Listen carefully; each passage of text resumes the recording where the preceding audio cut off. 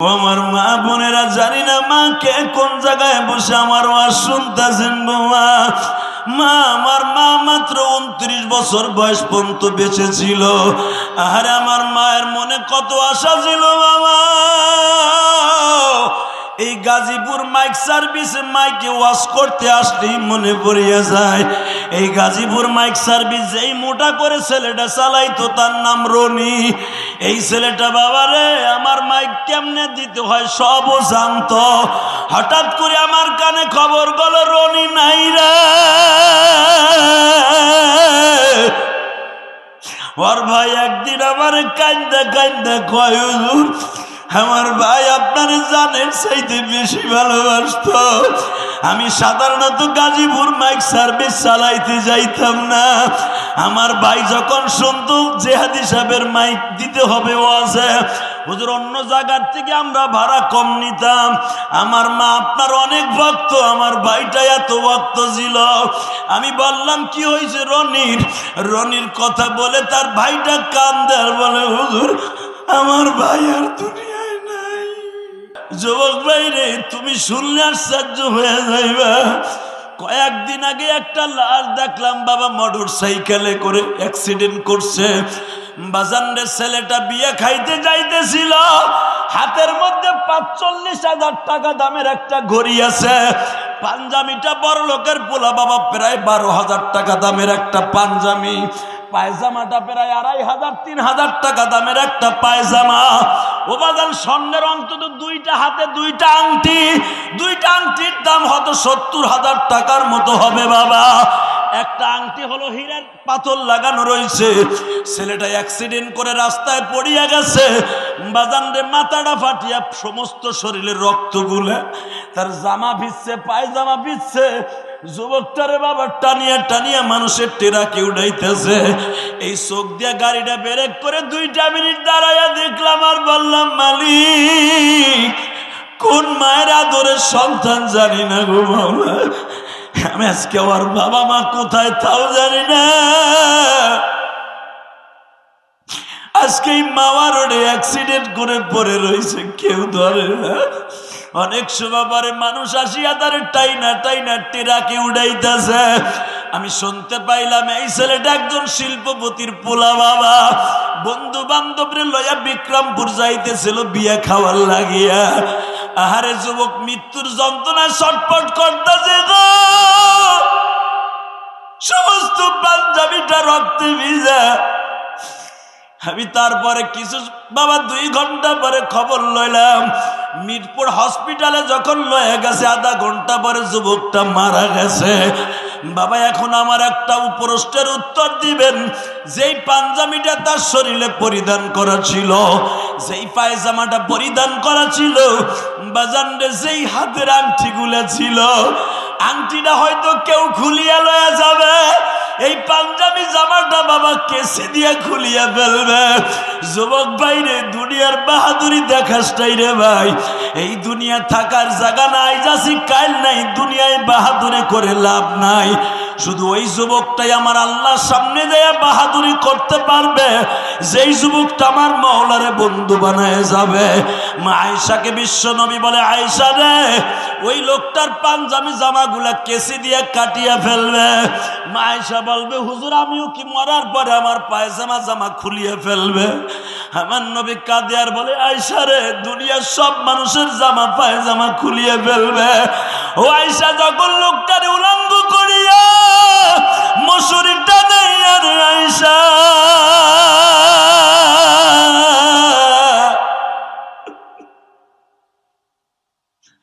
গরম পানি দিয়া গোসল করাইয়া যখন মহিলা হলে 5খানা কাপড়, পুরুষ হইলে 3খানা কাপড় দিয়া জীবনে শেষ গোসল দিয়া দিবে। আর ওই লোকটার 4 জনে 6 জনে কাঁদতে করে কবরস্থানের দিকে রওনা দিবে। এই লোকটা বারবার পাও ধরে বলবে, আমি গতকালকে আমার ঘরে ছিলাম, আজকে তোমরা আমারে কই লইয়া যাইতেছ। কবরের কাছে যখন মসজিদের ওই পালকিটা রাইখা যখন 2 জনে নাইমা কবরে নামাবে, বাজান ওই মহিলা বা পুরুষ শিক্ষার মেনে কাঁদতে থাকবে আর বলবে, আমার তোমরা একা কবরে নামায়ো না।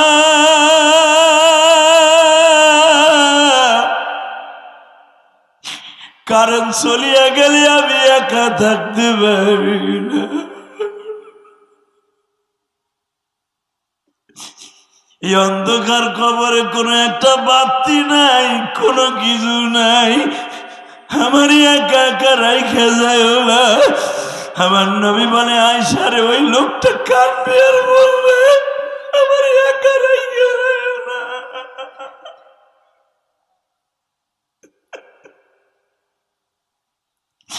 ও আমার মা বোনেরা, জানি না মা কে কোন জায়গায় বসে আমার ওয়াজ শুনতেছেন গো মা। মা, আমার মা মাত্র 29 বছর বয়স পর্যন্ত বেঁচে ছিল। আরে আমার মায়ের মনে কত আশা ছিল বাবা, এই গাজীপুর মাইক সার্ভিসে মাইকে ওয়াজ করতে আসলেই মনে পড়িয়া যায় এই গাজীপুর মাইক সার্ভিস যেই মোটা করে ছেলেটা চালাইতো তার নাম রনি। এই ছেলেটা বাবারে আমার মাইক কেমনে দিতে হয় সবও জানতো। হঠাৎ করে আমার কানে খবর গেল রনি নাই রে। ওর ভাই একদিন আমার কান্দা কান্দা কয়, হুজুর আমার ভাই আপনার জানের চাইতে বেশি ভালোবাসতো। আমি সাধারণত গাজীপুর মাইক সার্ভিস চালাইতে যাইতাম না। আমার ভাই যখন শুনতো জেহাদি সাহেবের মাইক দিতে হবে ওয়াজে, হুজুর অন্য জায়গার থেকে আমরা ভাড়া কম নিতাম। আমার মা আপনার অনেক ভক্ত, আমার ভাইটা এত ভক্ত ছিল। আমি বললাম কি হয়েছে রনির? রনির কথা বলে তার ভাইটা কান্দে আর বলে, হুজুর আমার ভাই আর দুনিয়ায় নাই। আল্লাহ দেখো তোমার পাগলগুলি যারা কান্দে, তুমি না কইছো বান্দা কানলে আমি আল্লাহ সহ্য করতে পারি না। আল্লাহ যারাই কান্দে তাদের সবাইকে আপনি মাফ করে দেন। আল্লাহ এদের জীবনের সব গুণাগুলি মাফ করে দেন, এদের বাবা মায়ের গুণা মাফ করে দেন। যেরকম আমিন, আরো যেরকম আমিন। কষ্ট হইতেছে বাবা, এবার আমার দিকে তাকাবেন আর চোখের পানি ফেলায় কানবেন। কে কইছে আল্লাহ আপনারা মাফ করবে না? কে কইছে? কোন সরে কইছে আল্লাহ মুসলমানদের মাফ করবে না? এই যুবক, তুই জীবনে কত হাজার টন গুনাহ করছ। এই বেটা, তোর গুনাহ করতে লাগবে 60 বছর 70 বছর, আর আমার মওলার মাফ করতে লাগবে 1 সেকেন্ড টাইম। কথা কও না কেন? তোমার গুনার চাইতে আমার মওলার রহমতের দাম বেশি। তুই এখন রেডি হ, কান্দা না আসলো কান্নার ভান কর। যে কান্নার অভিনয় করে চোখ দিয়ে এক ফোঁটা পানি ফেলায়, আল্লাহ তার গুনার দিকে তাকায় না। দাড়ি ভাগা বাজান আপনার চোখের দিকে তাকায় সব গুনাহ মাফ করে দেয়। জ্বলন্ত প্রমাণ দিয়া যাই, এক্ষুনি দিয়া যাব কোরআন হাদিস দিয়া। হযরত ওমর বলে, বোতলের দিকে দে, এদিক দে। যুবকটা বোতল তো দিতেই হবে, কিন্তু অর্ধেক মদ এখনো বোতলে বিদ্যমান। আস্তে করে ওমর যখন বোতলটা টান দিছে, এই টান দেওয়ার আগ পর্যন্ত বাজান মাত্র 1 থেকে 1.5 মিনিট, এই যুবক আমার আল্লাহর সাথে টেলিফোনে কথা বলে ফেলছে, মালিক আমার ওমরের সামনে অপমান করে তোমার লাভটা কি? এর আগে কত মদ খাইছি, কোনোদিন আমার বিবির কাছে আমার মার কাছে বলে দাও নাই, ওমরের কাছে কোনোদিন বলে দাও নাই। আজকে ওমরের সামনাসামনি পড়িয়া গেছি, আমি জবান দিয়ে বলে ফেলছি এটা মদ না, এটা শরবত। আমি সেরকা বলে ফেলছি। আল্লাহ তোমার আমার অপমান করে লাভটা কি?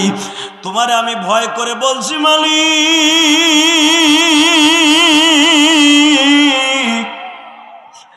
আমার নবী আজকে দুনিয়ায় নাই, শয়তানের ধোঁকায় পড়ে আমি নষ্ট হয়ে গেছিলাম। আল্লাহ আপনি আমারে মাফ করে দেন, আমি অন্যায় করছি, আমারে মাফ করিয়া দেন। এই যুবকটা যখন বাবা 2টা মিনিট আমার আল্লাহর সাথে বন্ধুত্ব করে ফেলেছে, আমার আল্লাহর কুদরতি দরিয়ায় বাজান যেও শুরু হয়ে গেছে। হযরত ওমর বোতলটা হাতে নিতে দেরি আছে, আমার আল্লাহ বাকি মদগুলা শরবতে পরিণত করতে দেরি করে না। দুই নাই, আমার কষ্ট হয়ে গেছে। আরে খলিফাতুল মুসলিমিন ওমর, যার সামনে শয়তান দাঁড়াইতো না, তার সামনে দাঁড়াই এমন তওবা করছে, আমার মওলার কুদরতি ধরে ঢেউ শুরু হয়ে ওই যুবককে বাবা বাকি মদ গুলার আল্লাহ শরবতে পরিণত করে দিছে। ওমর হাতে নিয়ে বলে, ঘটনা কি? লেবেল দেহি মদের, বোতল দেহি মদের, মুটকি দেহি মদের, কিন্তু ভিতরের মাল দেহি আমি শরবত।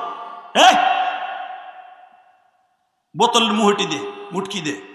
হাতের ভিতরে মুটকিটা নিয়ে ওই মুটকির মধ্যে মদ ঢালছে, ডাইলে নাকের কাছে নিয়ে দেহে, না তো এটা শরবত হয়ে গেছে। জোরে জোরে জোরে জোরে জোরে জোরে। ওদের তোমার বারবার বলতেছে, এই সত্য কথা দিগায়, এই শরবত কোথা থেকে কিনছো? ওই দোকানের মাল নাম কি? হুজুর, যেই দোকান থেকে আগে যেখান থেকে কিনছিলাম ওইটা বাহ, এখন যেখান থেকে কিনছি ওই ঠিকানা আমি জানি না। বাজান এখন কানবেন। বাজান ওমর বলে, আগে কিনছিলি কই থেকে সেই জায়গার নাম ক, পরবর্তীতে কিনছিল যার কাছ থেকে তার নাম ক। ওই যুবক কান্দে আর ভাই খলিফাতুল মুসলিমিন, আমি একটা নামও বলবো না, আপনি টেস্ট করে দেখেন এটা শরবত। ওমর যুবককে মুখের মধ্যে টাইনা নিয়ে কয়, সত্য কথা ক, তুই মাওলার সাথে এমন কি প্রেম করছ? যুবক বাইরে এখন একটা জোরে চিৎকার মাইরে ডাক দিও। যখন বলছে তুই মাওলার সাথে কি প্রেম করছ, তাড়াতাড়ি ক। ওই যুবক বলে, খলিফাতুল মুসলিমিন, আমি আবার কিসের প্রেম করলাম? আপনি বিশ্বাস হয় না বিদায় মদটা হাতে নিয়ে দেখলেন, এরপরও আবার আমার কাছে আপনি জিজ্ঞেস করেন। যুবক বলে, আগে জিজ্ঞেস করছি একভাবে, এখন জিজ্ঞাইতেছি আর একটা জানার জন্যে। তুই সত্য কথা বল, তুই এই মদের মালিক কোন জায়গার থেকে পাইছ? এই মদের কারখানা কই আমার তালাশ করে বের করতে হবে। যুবক কান্দে আর বলে, খলিফাতুল মুসলিমিন,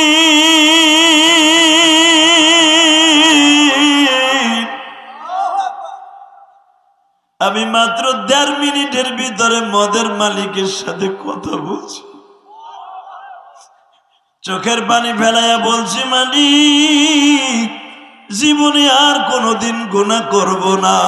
তো তাওয়াঙ্গার গাছটাই আজ মালেমা, ইজা মা গাফিল সুদিয়াজ হালেমা, বরদার আহমদ বান্দা এবু রিখতা, আবু রুয়ে খুদ বাসিয়া রিখতা। আল্লাহ, তুমি আমারে মাফ করে দাও, আমি তোমার দরজা থেকে সরে গেছিলাম। আল্লাহ, তুমি যদি আমার দরজা থেকে লাথি দিয়ে তাড়াইয়া দাও, কার কাছে যাব? খলিফাতুল মুসলিমিন, আমি কেঁদে কেঁদে আমার মাওলারে বুঝাইতে সক্ষম হয়েছি। আমিরুল মুমিনিন হযরত ওমর বলেন, আমি তোরে বুঝা ফেলছি, তোরে আমার রাজ দরবারের খাদেম বানায় দিলাম। যুবক ভাই, আমার সাথে একটা উত্তর দাও। যুবক যদি আল্লাহরে ভয় করিয়া জীবনের শেষ মতো তওবা করিয়া যুবক যদি মদ গুলারে শরবত বানায় ফেলতে পারে, তুমি জীবনে কত অন্যায় করছো, সব গুনাহগুলার জন্য আমার আল্লাহর কাছে তওবা করবা। আমার আল্লাহর জীবনের তরে ভয় করিয়া যদি জীবনে একটা বার আল্লাহরে বন্ধু বানাইতে পারো, জান্নাত তোমার জন্য দলিল। ঠিক না বেঠিক? জোরে কন, আরো জোরে, আরো জোরে। আল্লাহর ভয় যদি কারো অন্তরে থাকে, সে গুনার কাজ করতে পারে না। কথা বলো, খারাপ লাগতেছে? আর মাত্র 5 মিনিট। না, আমি কি তোমাকে দিনে সারা রাতের কন্ট্যাক্ট লইছিলি যে নামো হে নামো? শুধু একসাথে বলেন, আল্লাহ আছে না নাই? ওমরের জামানায় যেই যুবকের মদরে শরবত বানাই দিছে, ওই আল্লাহ এখন আছে না চাচা মুদির ডরে ঘুমাইছে? কত বড় সাহস! চাচা মুদির দেখছে একটা নটটুকি বেশ্যা পতিতা, যার বডি রাস্তার উপরে দাঁড়াইয়া সবাইরে দেখায়, নাম তার নুপুর শর্মা। আস্তে কথা করে লুলয়ে মরবা মুসলমানের গোলা। জোরে কথা বলতে হবে, জোরে কথা বলতে হবে। এই নুপুর শর্মার সাথে আরো কিছু নাস্তিকের আবির্ভাব হয়েছিল। এর একাত্রিত হইয়া কই, নবী মুহাম্মাদের চরিত্র খারাপ না হইলে 6 বছরের মাইয়ের বিয়ে করলো কে? নবী মুহাম্মাদের কাছে মদ আর নারী ছিল বলে প্রিয়। নাউজুবিল্লাহ, আসতে গেলে ডায়াবেটিস হবে তোর যুবক, তোর ডায়াবেটিস হইব, তোর মরণ হইব, মরণ। একসাথে আওয়াজ দে, জীবন কাঁপানো একটা আওয়াজ দে। কার বাড়ি কোথায় আমি জানি না, কারপুর, রংপুর, দিনাজপুর, মাদারীপুর, ফরিদপুর, শরীয়তপুর, কার বাড়ি চাঁদপুর, রংপুর আমার দেখার বিষয় না। তুই আর আমি গরিবের ঘরের সন্তান, গরিবের দরদ বাংলাদেশে কেউ বুঝে না। এই যে দেখবি যত শিল্পপতি, তোকে টাকা মাইরা মাইরা আজকে গার্মেন্টসের মালিক, কথা কাও না কেন? তুই চান্দুর টাকা মাইরা ওই হারামিটা বড় লোক, হারামখোর বড় লোক, কথা কাও না কেন? যারা ওয়ার্কারের টাকা মাইরা, শ্রমিকের টাকা মাইরা বড় লোক হয়, ওর মরণের সময় আজরাইল প্রত্যেকটা বাম্বু দিয়া দিয়া দিয়া দিয়া হিসাব উঠাবে, তোকে প্রত্যেকটা টাকার হিসাব উঠাবে। সময় নাই তার, কি ছাতা কোনো। শুধু একসাথে বলেন, একটা গরিবের টাকা যদি কোনো বড় লোক মাইরা, কোন ওয়ার্কারের টাকা, কোন একটা বেতনের টাকা, কোন গার্মেন্টসের শ্রমিকের টাকা যদি কোনো মালিক মাইরা বড় লোক হয়, ওরে মরার সময় আইকালা বাস ওর পিছন দিয়ে দিয়া ওর বাপের নাম ভুলাইয়া তারপরে আজরাইল ওরে সাইজ করব। কথা বল না কেন? আজকে দেখবা যারা ওয়াজে বইছে, একটাও শিল্পপতির পোলা বসে নাই। কথা ক, সবগুলা দেখবা আমার মতো ফকিন্নির পোলা।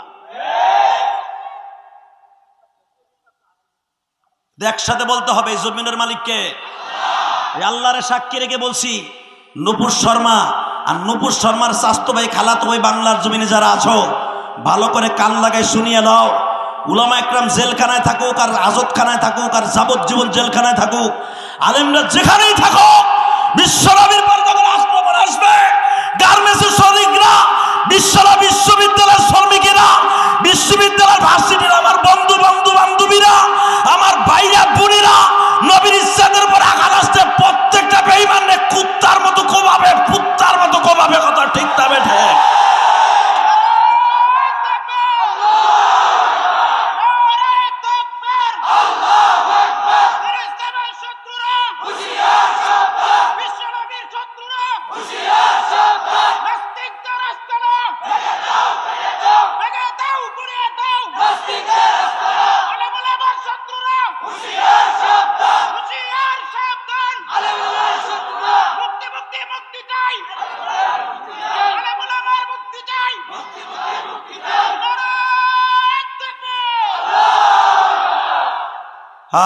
সবচেয়ে বেশি কষ্ট লাগে কখন জানেন?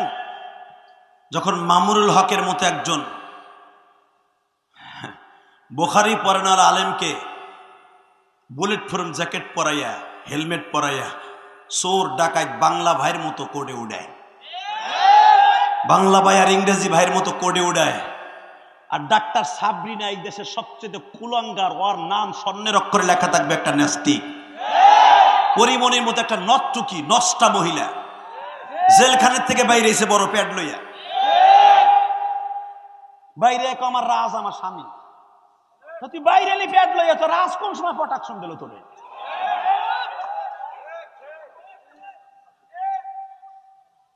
কথা বল না কেন মুসলমানের বলা? সময় নাই, কি দিয়ে যাব? শুধু একটা কথা শুনিয়ে যাবে না, এ যুবক, শোন, জীবন অন টাইম আইজ আছে, কাইল নাই। কথা বলে না কেন? আর যত আলেমদেরকে মারবা, যত জেলখানে ঢুকাবা, যারা বাইরে আছে, এগুলি একটাও মুখ বন্ধ করে রাখতে পারবা না। আর আল্লাহর রহমতে আমার তো ভয়ই নাই, ভয় করি হারে ইত্তাকুল্লাহ কারে? আর আমায় ভয় করবো কা? বিয়া করছে শেখ পরিবারে। বেটা মনে রাখতে হবে, মানে প্রধানমন্ত্রী আমার শাশুড়ি, রাস্তাঘাট, দোকান পাট, এই গাজীপুরের এমন কোন জায়গা নাই লোকাল রাস্তাও পাকা করে নাই। স্বাধীনতার পরে আওয়ামী লীগের মতো কোন সরকার এত রাস্তার কাম করে নাই। এটা 100% স্বর্ণের অক্ষরে আপনার নাম লেখা থাকবে, আমার শাশুড়ি। সবচাইতে বড় উপকার করে দিয়েছেন। আগে 6 ঘন্টা লাগতো আমার ওই পার গোপালগঞ্জ ওয়াজে যাইতে, এখন মাত্র পেরাত করে 6 মিনিট। 6 মিনিট পার হয়ে যায় এত বড় নদী। আগে কর্ণফুলী নদী সাগরের নিচ দিয়া ট্যানেল করেছেন। আমার বাংলাদেশ অনেক উন্নত, কিন্তু বাংলাদেশে এদিক দিয়ে উন্নত, নাস্তিকরা মাঝে মাঝে মাথা নাড়াচাড়ে দিয়ে উঠে, যদি আমরা কুত্তার মতো না কোবাইতাম আর না পিডাইতাম, এই নাস্তিকগুলো বাংলাদেশ শেষ করে দিত। মানে প্রধানমন্ত্রীর কাছে আমার একটাই দাবি থাকবে, আপনি আমার বাংলাদেশের গার্ডিয়ান, আপনি আমার বাংলাদেশের কোটি কোটি মানুষের কলিজার টুকরা স্পন্দন, আপনি আলেমুল আমার ছেড়ে দেন। এদেরকে মুক্ত কণ্ঠে মুক্ত পাখির মতো এদেরকে ছেড়ে দেন। এদের নিঃশ্বাস আর আপনি নিয়েন না। শুধু একটা কথা বলবেন, এই জমিনের মালিককে উনি সব জানে, উনি সব জানে, উনি সব জানে। আমাকে কথা শুনে আপনার হাসেন, কান্দেন, চিল্লান, তাকবীর দেন। কেন তাহাজ্জুদের সময় 2 ফোঁটা পানি ফেলে আমাকে লেগে দোয়া করা যায় না? কারাবন্দি আলেম ওলামার জন্য দোয়া করা যায় না?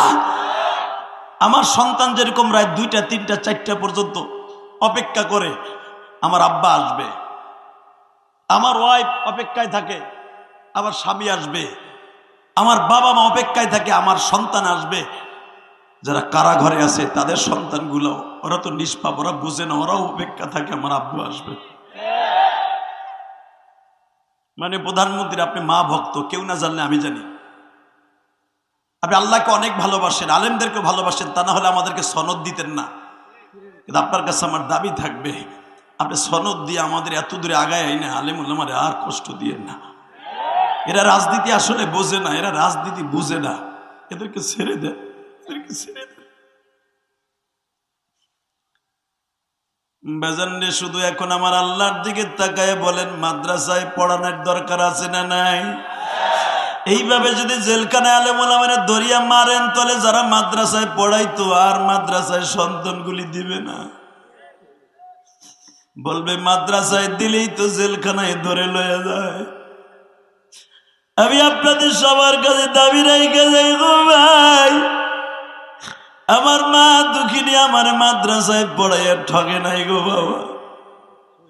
আমি ইলিয়াসুর রহমান জিহাদি, আমি আমার মায়ের নাজাতের জন্য বাবা একটা মসজিদ বানাইছি কেরানীগঞ্জ। 4 কোটি টাকা আমার মসজিদে চলে গেছে, আপনারা তো জানেন না বাবা।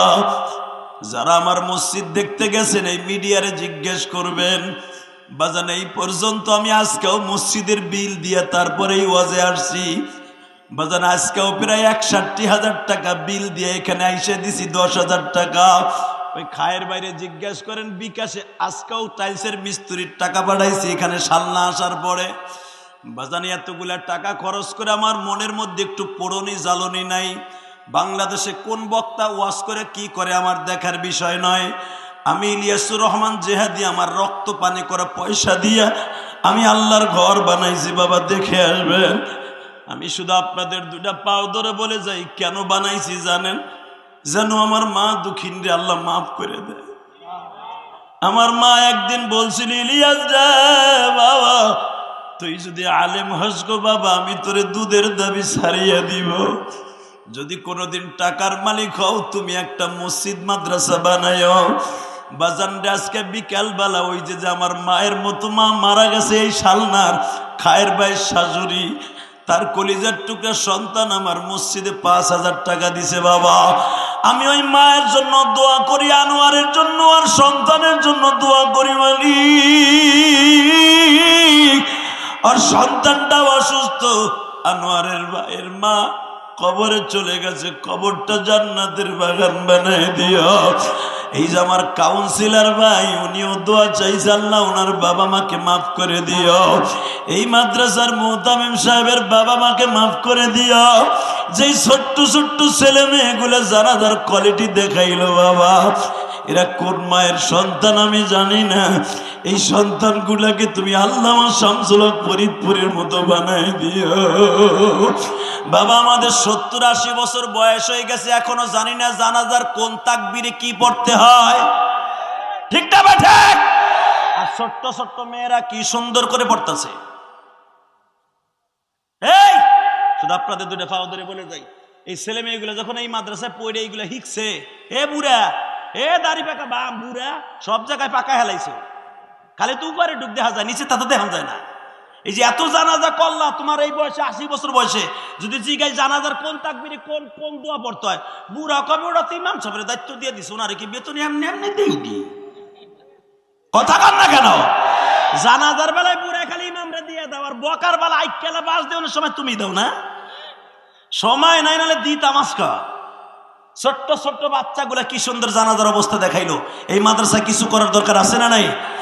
আমি যদি পারি আমার মায়ের জন্য কোটি কোটি টাকা খরচ করে মসজিদ মাদ্রাসা বানাইতে, যুবক তোর পাও দূরে ধরছি, তোরে আমি বন্ধু বানাবো 30টা সেকেন্ডে, তোরে আমি বন্ধু বানাবো। যুবক ভাই আমার সাথে একটা ওয়াদা দে তো, আমি এই স্টেজ থেকে নামার আগ পর্যন্ত কেউ এই ময়দান ছেড়ে যাবে না। কে কে রাজি আছো দেখে আল্লাহকে হাত তুলে দেখাও, দেখাও দেখাও। আল্লাহ তুমি চেয়ে দেখো গাজীপুর সালনার জমিনে 25 তারিখের ডিসেম্বর হাত উঠাইছে, ডিসেম্বরের 25 তারিখ মালিক, ডিসেম্বরের 25 তারিখ তোমার পাগলগুলা হাত উঁচা করে অনুরোধ করে গেলাম, আল্লাহ এদেরকে 5 ওয়াক্ত নামাজি বানায়া এই ডিসেম্বরের 25 তারিখ প্রথম মাহফিলে এদেরকে কবুল করে লয়। এদের বাবা মাকে তুমি মাফ করে জোর করে আমিন। নামান হাত। আমি আপনাদের কাছে হাত পাতলাম, ইলিয়াস রহমান জেহাদি। এখানে আসার পরে একটা ছেলে আমার মসজিদে 500 টাকা দিয়ে বলে হুজুর এটা আমার মা দিছে, আলহামদুলিল্লাহ কর। আর একটা ছেলে আমার মসজিদে 200 টাকা দিয়ে দোয়া চার বলে হুজুর এটা আমার মা দিছে। আমি কেউরে বলি নাই আমার মসজিদে টাকা দিতে। 30টা সেকেন্ডে হাত পাইতে আপনাদের কাছে চাইলাম ভিক্ষুকের মতো। আমি আমার মসজিদ করতে যে কারো কাছে চাই নাই। হে মুসলমানের পোলা, শুধু 30টা সেকেন্ডে আল্লাহর একটা পাগল লাভ দিয়ে দাঁড়ায় বলবেন হুজুর নগদ আমি আমার বাবার জন্য মায়ের জন্য 5,000 টাকা, 1,000 টাকা, 500 টাকা আমি আমার মায়ের জন্য দেবে। দাও তো আমার দাদা ভাই কে আছো, দেও তো আমার দাদা ভাই কে আছো, আমার আল্লাহর কোরআনের জন্য এই কোরআনের পাখিদের জন্য কে দেবে আমার হাতে 1,000 টাকা। আসো তো ভাই 1,000 টাকা। আল্লাহ আমার ভাই 500 টাকা, আল্লাহ বাবা মাকে মাফ করে দিও, আল্লাহ তুমি জানে মালে বরকত দিয়ে দিও।